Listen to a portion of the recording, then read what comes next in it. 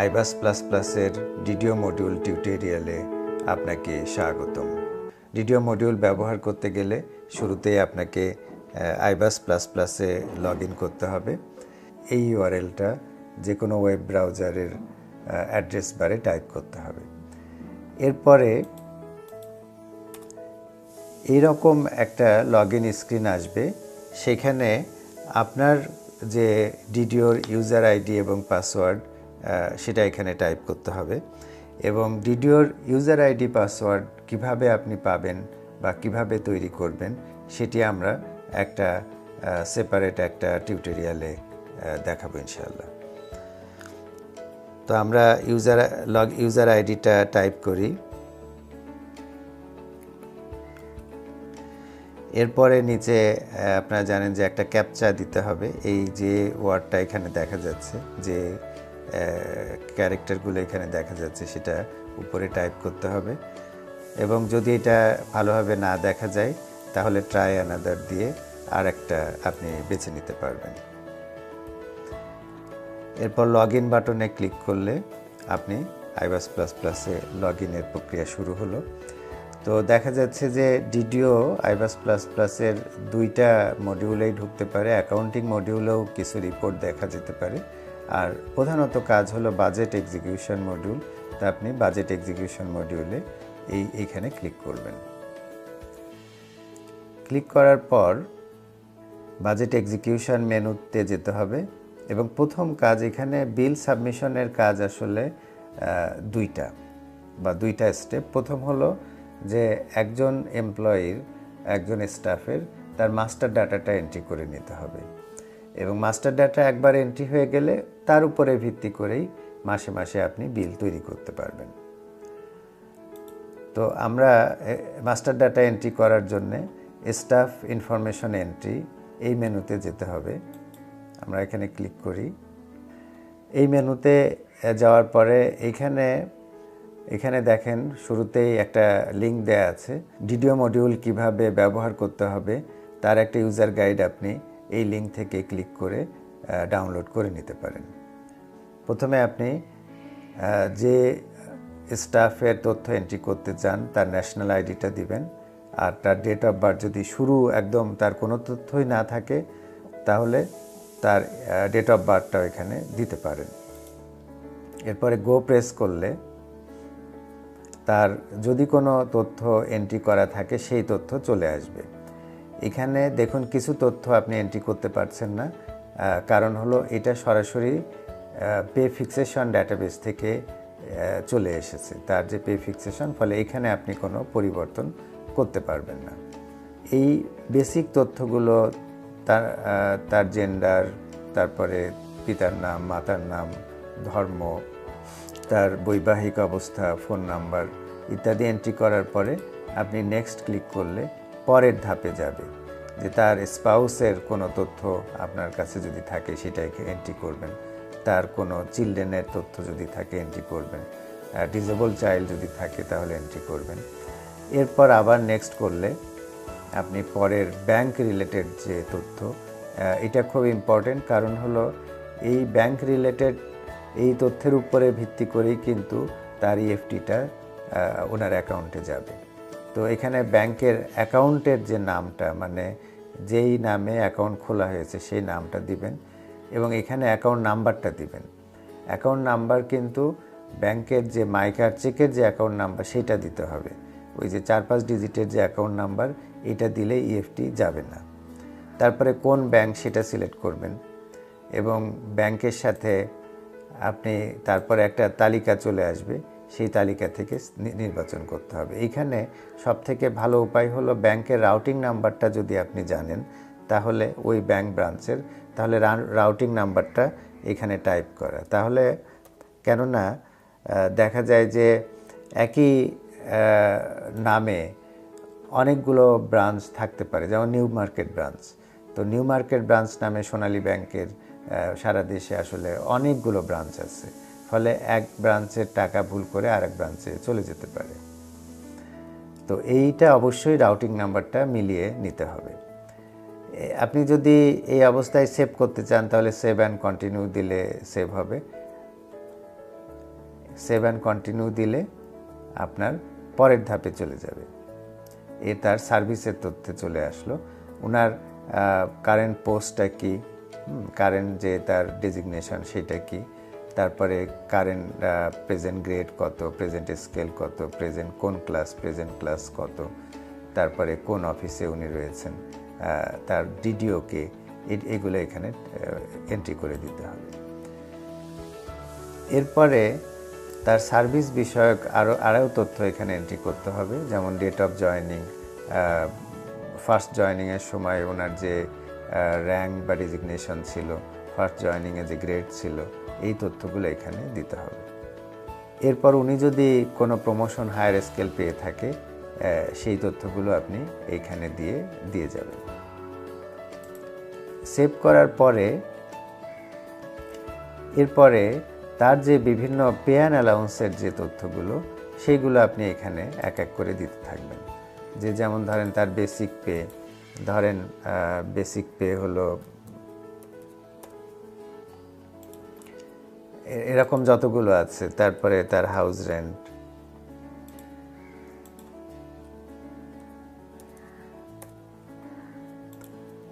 যত অ্যালাউন্স আছে সেখানে আপনি সব এখানে ধরেন চিকিৎসা ভাতা, মেডিকেল অ্যালাউন্স,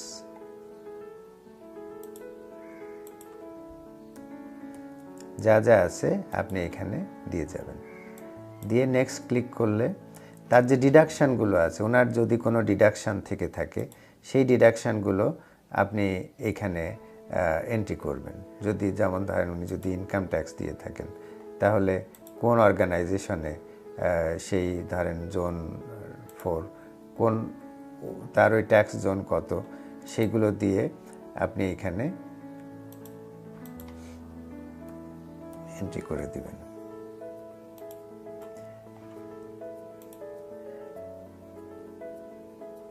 এরপরে হলো তার জিপিএফ সংক্রান্ত তথ্য এন্ট্রি করতে হবে। তো জিপিএফের মধ্যে প্রথমে উল্লেখ করে দিতে হবে যে উনি ইন্টারেস্ট, ইনক্রিমেন্ট বা ইন্টারেস্ট যেটা জিপিএফে সেটা নেবেন কিনা। যদি না নেন তাহলে উইদাউট ইনক্রিমেন্ট ইন্টারেস্ট এটা সিলেক্ট করতে হবে, আর যদি নেন তাহলে উইথ ইনক্রিমেন্ট ইন্টারেস্ট এটা সিলেক্ট করতে হবে। তার যে জিপিএফ অ্যাকাউন্ট নাম্বার একটা থাকে, সেইটা এখানে উল্লেখ করতে হবে।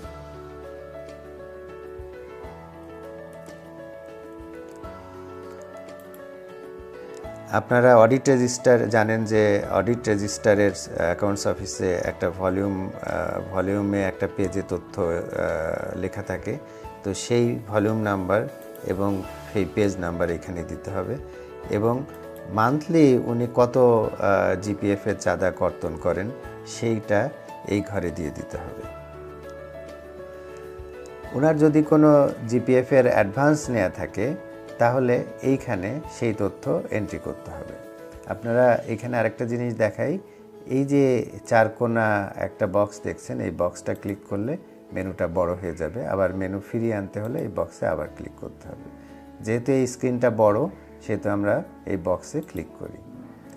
হ্যাঁ, এখানে ধরেন তার যদি তার যে স্যাংশন নাম্বার, জিপিএফ অ্যাডভান্স নেওয়া থাকে, সেই স্যাংশন নাম্বার দিলাম, তার স্যাংশন ডেটটা এখানে দিতে হবে, এবং স্যাংশন অ্যামাউন্ট কত,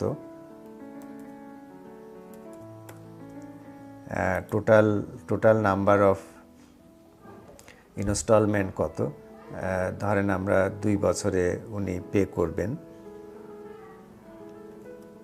তাহলে 24 মাস, এবং সেখানে অটোমেটিক এই ইনস্টলমেন্ট অ্যামাউন্টটা নির্ধারণ হয়ে গেছে। ইনস্টলমেন্ট কবে থেকে শুরু হবে, ধরেন ওনার ফেব্রুয়ারির 1 তারিখ থেকে শুরু হবে। আর অলরেডি যদি কোনো ইনস্টলমেন্ট ওনার পেমেন্ট হয়ে থাকে, তাহলে এইখানে দিতে হবে। যেমন ধরেন আমরা হয়তো ওনার তথ্য এন্ট্রি করছি এপ্রিল মাসে, কিন্তু এর আগেও হয়তো উনি 10 কিস্তি দিয়ে দিয়েছেন, তো এখানে আমরা ধরেন দিয়ে দিলাম 2 কিস্তি ওনার দিয়ে দিয়েছেন। টোটাল ইন্টারেস্ট অ্যামাউন্ট যদি থাকে, এর সাথে যে ইন্টারেস্ট অ্যামাউন্টটা, সেটা আপনি এখানে দিয়ে দিবেন। সাধারণত 1 কিস্তি ইন্টারেস্ট অ্যামাউন্ট দেয়া থাকে।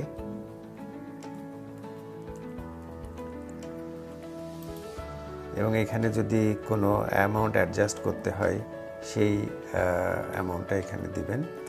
আর নাম্বার অফ ইন্টারেস্ট ইনস্টলমেন্ট কয় ইনস্টলমেন্ট ওইটা দিবেন, সেটা এখানে দিয়ে দিতে হবে। দিয়ে এইখানে অ্যাড করার পরে একটা জিনিস মনে রাখা দরকার, অ্যাড করার পর অ্যাড করলেই কিন্তু সেভ হবে না, এখানে সেভ অ্যান্ড কন্টিনিউ প্রেস করতে হবে। এইভাবে ওনার জিপিএফের অ্যাডভান্সের তথ্য আমরা এন্ট্রি করলাম।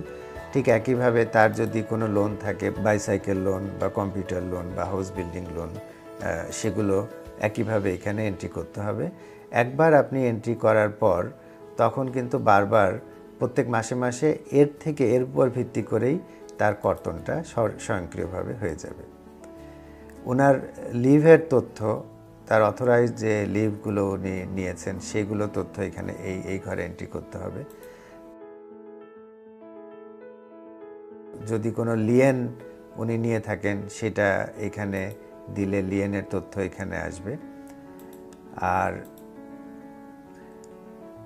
ওনার এগেনস্টে সবশেষে যদি কোনো ডিসিপ্লিনারি অ্যাকশন থাকে তাহলে কি ধরনের পেনাল্টি, মাইনর না মেজর পেনাল্টি, এবং তার কি ধরনের অ্যাকশন নেওয়া হয়েছে সেই পেনাল্টির উপরে, কম্পালসারি রিটায়ারমেন্ট দেওয়া হয়েছে কিনা, ডিসমিসাল ফ্রম সার্ভিস দেওয়া হয়েছে কিনা ইত্যাদি এখানে দিতে হবে।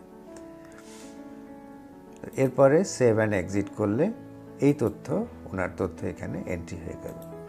তথ্য এন্ট্রি হয়ে যাওয়ার পরেই আরেকটা ধাপ আছে এই ওনার বেতন দেওয়ার জন্যে, যে সেটা হলো যে স্টাফ ইনফরমেশন অ্যাপ্রুভাল। মানে একবার এন্ট্রি করে আবার আর এক হায়ার অথরিটি কেউ একজন সেটা অ্যাপ্রুভ করতে হবে।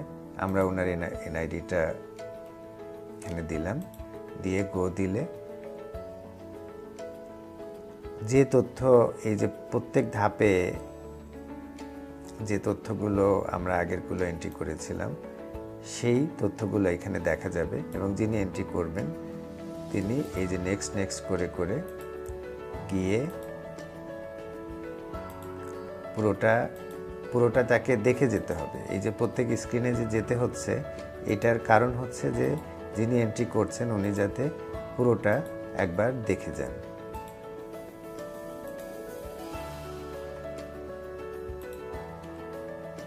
এরপরে ফাইনালি যে অ্যাপ্রুভ আসছে, আপনি অ্যাপ্রুভ করে দিলে ওনার তথ্য অ্যাপ্রুভ হয়ে গেল। অ্যাপ্রুভড ইউজারের কোনো তথ্য যদি পরিবর্তন করতে হয় তাহলে দুইটা পথ আছে। একটা হলো যে এই স্ক্রিন থেকে আবার তাকে আনঅ্যাপ্রুভ করা, অথবা হায়ার অথরিটি চাইলে এইখান থেকেই এই যে মেনু, এই মেনু থেকেও তার তথ্য আবার চেঞ্জ করতে পারে।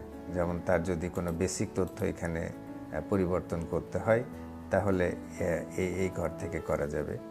আবার সার্ভিস রিলেটেড তথ্য পরিবর্তন করতে হলে এই মেনু থেকে করা যাবে।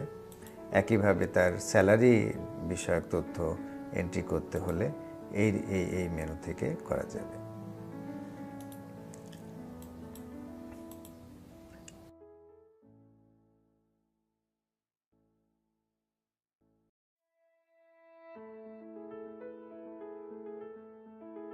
এমপ্লয়ির ব্যাংক অ্যাকাউন্ট বা তার মোবাইল নাম্বার পরিবর্তনের জন্য একইভাবে এইখানে আলাদা আলাদা মেনু থাকবে।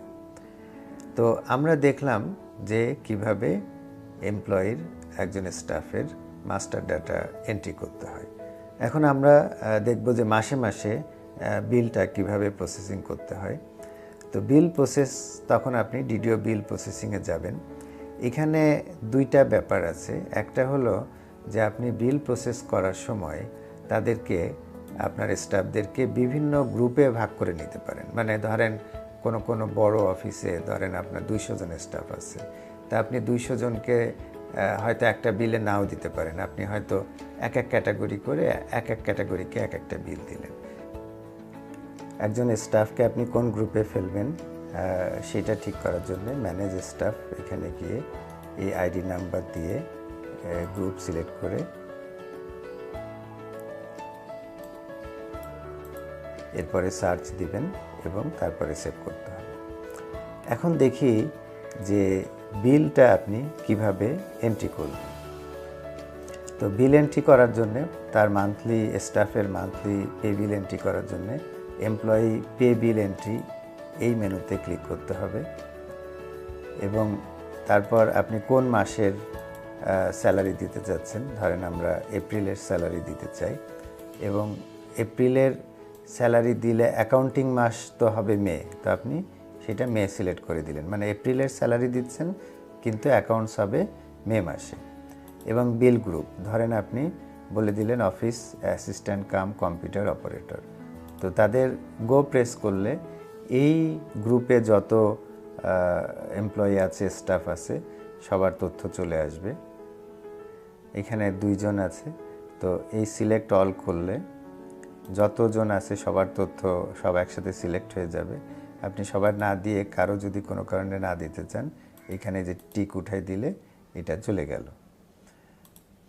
দেওয়ার পরে এখানে দেখাচ্ছে কতজন আপনার স্টাফ এই গ্রুপে আছে, কতজনের বিল আপনি করছেন এবং তাদের সবার এই কয়েকজনের যে সামারি বিল হচ্ছে সেটা এখানে দেখাচ্ছে। এরপরে আপনি সেভ করবেন, সেভ দিস ইনফরমেশন, ইয়েস দিলে আপনার এই তথ্য সেভ হয়ে গেল। এর দ্বিতীয় আরেকটা ধাপ আছে, সেটা হলো এই বিলটা আপনি এখন সাবমিট করতে হবে। সাবমিট করলে এটা অ্যাকাউন্টস অফিসে চলে যাবে। এই যে মে মাসের অ্যাকাউন্টিং মাস ছিল, মে মাসে দিলাম, দিয়ে বিলটা এই দেখুন আমরা এই যে এখন যে বিলটা আমরা করেছি সেটা হলো এই যে এইটা, এবং সেখানে আমরা এখানে কোড ওয়াইজ সামারি দেখতে পারি, হ্যাঁ, আবার স্টাফ ওয়াইজ সামারি দেখতে পারি যে কার কার বিল গেছে, আর তারপরে সাবমিট করলে এটা অ্যাকাউন্টস অফিসে সাবমিট হয়ে যাবে। এই হলো আপনার বিল সাবমিশনের প্রক্রিয়া। এরপরে এই বিলগুলো নিয়ে আপনি বিভিন্ন ধরনের রিপোর্ট দেখতে পারেন। জিপিএফ রিপোর্টের মধ্য থেকে আপনি জিপিএফ সাবলেজার, ধরেন জিপিএফ সাবলেজার দেখতে পাবেন, আবার জিপিএফ অ্যাকাউন্ট স্লিপ আপনি বের করতে পারবেন। আর স্টাফ বিল মেনুর ভিতর থেকে আপনি list of online bill submit যেগুলো করা হয়েছে সেটা পাবেন, তারপরে স্টাফের বিলের সামারি পাবেন। এই ধরনের প্রচুর রিপোর্ট, স্টাফ জিপিএফ ডিডাকশন কি করা হয়েছে, তারপর income tax deduction at source কতটুকু করা হয়েছে, বেনিফিট ফান্ড ডিডাকশন কতটুকু করা হয়েছে ইত্যাদি বিভিন্ন ধরনের রিপোর্ট এখানে পাবেন।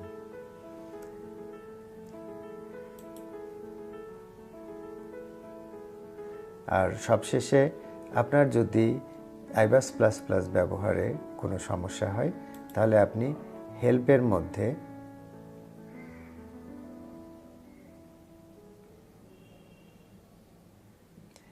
এই যে হেল্প ডেস্ক রয়েছে, এইখানে গিয়ে আপনি আপনার সমস্যাটা এখানে লিখে দিতে পারেন। এখানে দেখুন যে স্ক্রিনে আপনি ছিলেন সেই স্ক্রিনটা অটোমেটিক চলে আসবে, বা আপনি ওই স্ক্রিনের নামও লিখে দিতে পারেন। ধরেন আপনি বললেন যে এমপ্লয়ি ইনফো এন্ট্রি, এবং বিস্তারিত আপনি এখানে উল্লেখ করে দিতে পারেন। এখানে বাংলা ইংলিশ দুটোতেই লেখা যাবে।